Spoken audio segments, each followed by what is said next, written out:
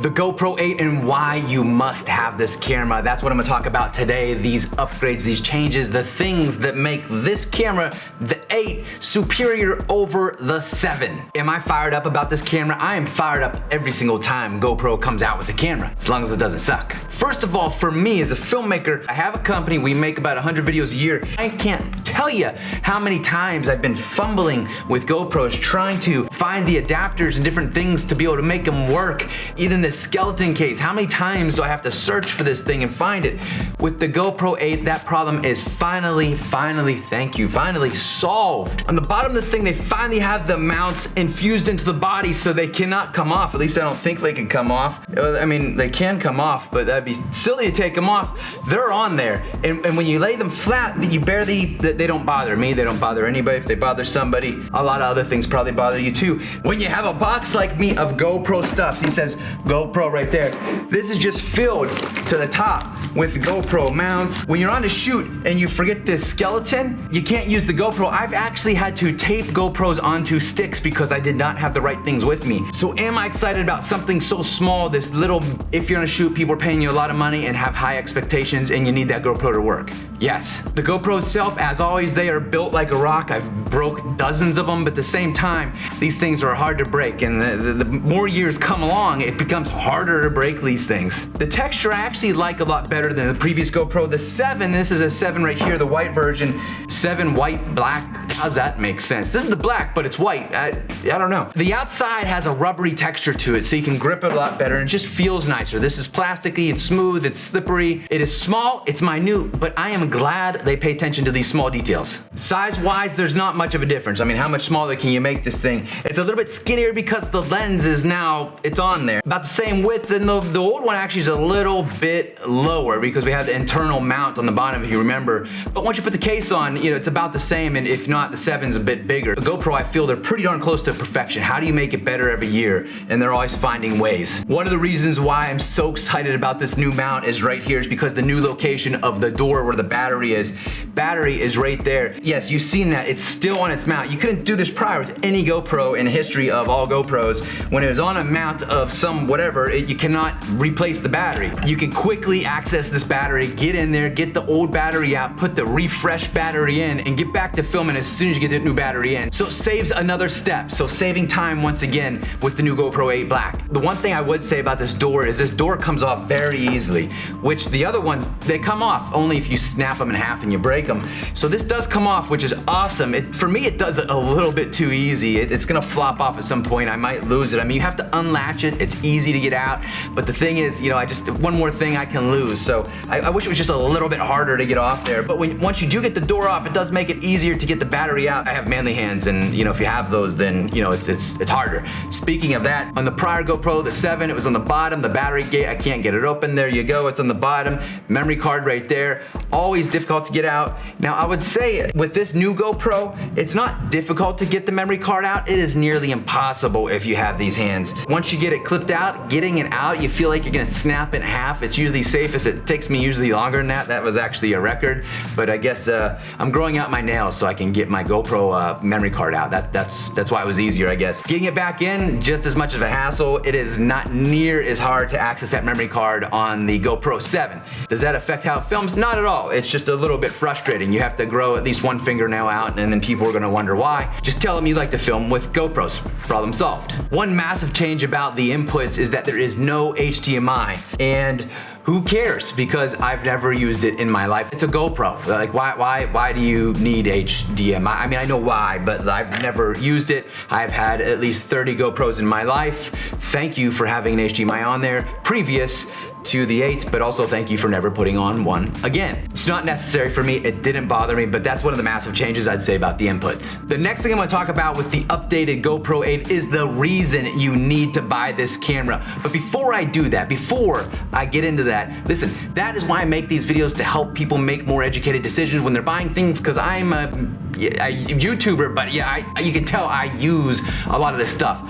This is one of our gear rooms that we have. We own a lot of this gear, but when I first started, even now, it doesn't make sense for me to buy something unless I know I'm gonna be using that thing. And for me, I gotta turn $1 on it to make sense to have it. If you are in that situation and you're not 100% sure, please try it before you buy it. LensRentals.com is an amazing company that has unlimited amounts of cameras of things you can try. So before you buy it, make sure you go to LensRentals.com, click the link in the description, and please try it before you buy it. Hypersmooth 2.0. Is it better? Yes, it's so much better. So much better as in, it's better. Better is better. Anytime, if you can make your footage better, you can make it better quicker, better easier, and just better.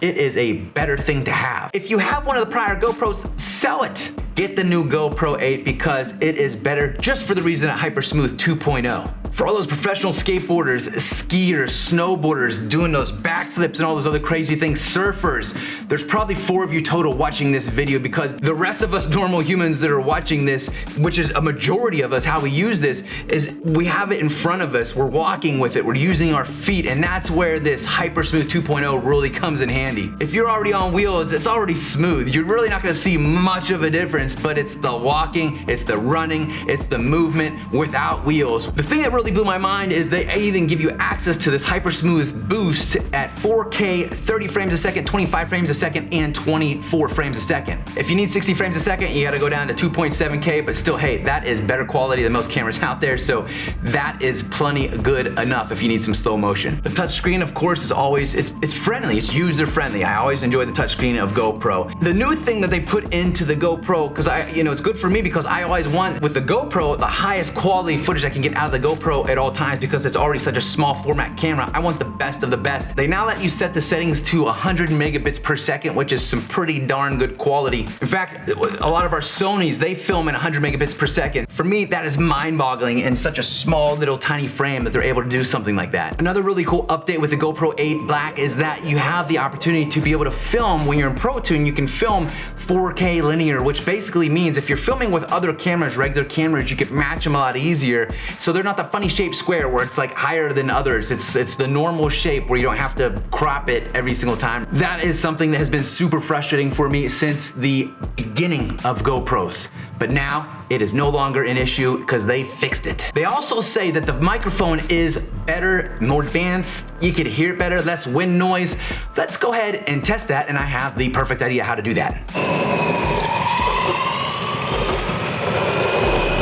All right, so here they go at full speed right now with the GoPro 7. How's it sound? The question is, can you even hear me? Is it all right?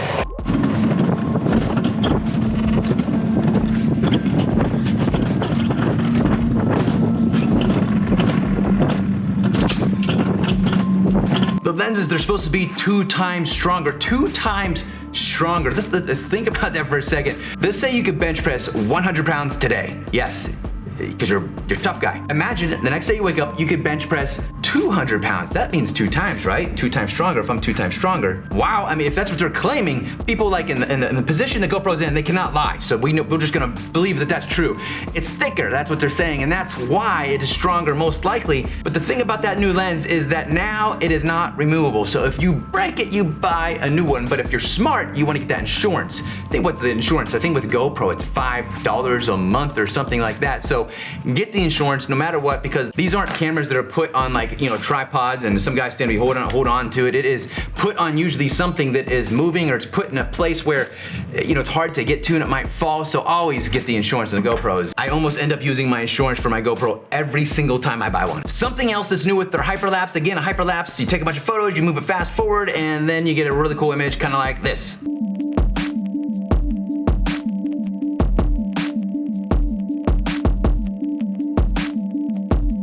With the GoPro Black 8, now they have the option of the auto mode of Hyperlapse. So basically, how it works is depending on your speed in which you're going. So say you're in a car, you're going fast, you slow down because you get in traffic, you go faster, it will automatically regulate the speed of the Hyperlapse. So during slow moments, like if you were in traffic, for example, it will actually speed up and then keep it more even. So when you start going faster, for example, it can slow back down so it doesn't seem like you're in time warp. That to me is amazing, because before what you had to do is you had to like go in post and speed up and slow down in those faster, slower sections so you can have one smooth movement. You know, there's some other things, there's a lot of other features that they've changed in these GoPros, but these are the ones that affect me. These are the ones that affect somebody that uses cameras all day, every day for a living. So should they probably be effective for you? Yeah, I would guess so. All these other things, these fancy things, I just, you know, no need to, auto leveling on the app, things like that, you know, it's awesome, you know, but it doesn't really affect me that much. I just learned to walk flatter. What else do you want to see? I didn't talk about any of the accessories because I don't have them, I don't need them. But if you want to see me review these accessories, I would get them for you, even though I don't need them for me. If you want to see that, comment below. But in the meanwhile, don't forget, create, upload, and repeat.